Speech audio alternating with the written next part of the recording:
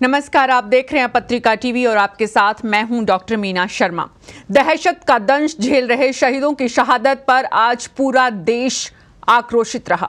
चारों तरफ खून खौलने की बातें हुई, आर पार का ऐलान हुआ, अब और नहीं के नारे भी लगे।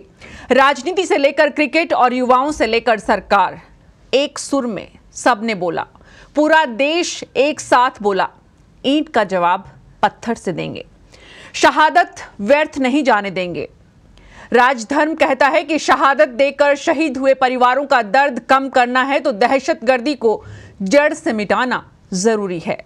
राजधर्म कहता है कि दहशतगर्दी को जड़ से मिटाने के लिए केंद्र सरकार को कुछ कड़े फैसले लेने होंगे। कश्मीर की समस्या के नाम पर दशकों से हो रही राजनीति को मिटाना होगा। आर या पार की जंग से पहले स्थायी समाधान का रास्ता निकालना होगा। 5 साल केंद्र में रही पूर्ण बहुमत वाली बीजेपी की सरकार भी उस दिशा में कोई ठोस कदम नहीं उठा पाई, तो सवाल उठता है कि कश्मीर क्या वाकई चुनावी बिसात पर एक मोहरा बनकर रह जाएगा? आज आंसुओं के सैलाब में डूबे देश और दुखी परिवारों के प्रति संवेदना के बीच हम ये बात इसलिए कर रहे हैं क्योंकि अब वक्त इस बात का जरूर आ गया है कि दहशतगर्दी पर सरकारें सख्त रुख अपनाएं। आपकी सोच भी अगर यही है तो बोलिए हमारे साथ कि शहादत को वाकई में सलाम करना है तो स्थायी समाधान निकालना है। कैसे निकलेगा स्थायी समाधान?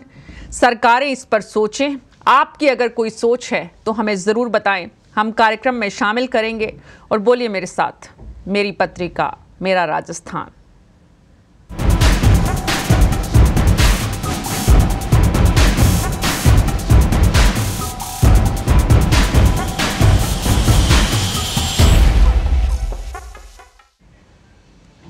आप राजधर्म देख रहे हैं और आपके साथ मैं हूं डॉक्टर मीना शर्मा। पिछले 2 दिन से समूचा देश गमगीन है।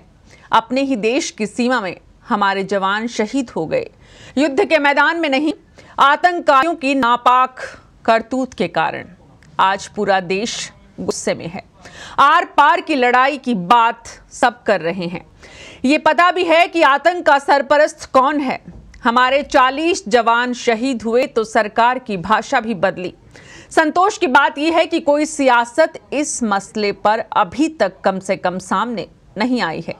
विपक्ष में बैठे सभी दलों ने एक सुर में कहा कि पुलवामा में आतंकी हमला एक तरह से देश की आत्मा पर हमला है। इस मामले में हम सब सरकार के साथ हैं। जम्मू कश्मीर के राज्यपाल सत्यपाल मलिक ने भी कहा कि हमसे चूक हो गई है।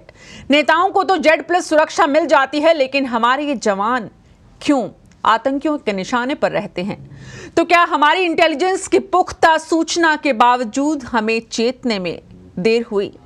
क्या हाईवे की चौकसी में चूक हुई? ये सब अगर हुआ है तो इसलिए सरकार भी दबाव में नजर आ रही है।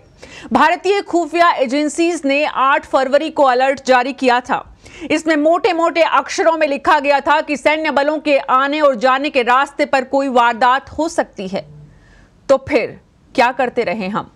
रफाल पर सवाल जवाब के अलावा तूफानी चुनावी रैलियां या और भी कुछ? हम उन बुजुर्ग माता पिता और अबोध बच्चों को क्या जवाब दें जो अंतिम संस्कार के लिए शरीर के टुकड़े समेटने को विवश है? हमारे नेता कह रहे हैं कि ये राजनीति का विषय नहीं है। आप होने भी कैसे देंगे, क्योंकि राजनीति तो सत्ता के लिए होती है और आप उसी में आत्कंठ होकर डूबे हैं।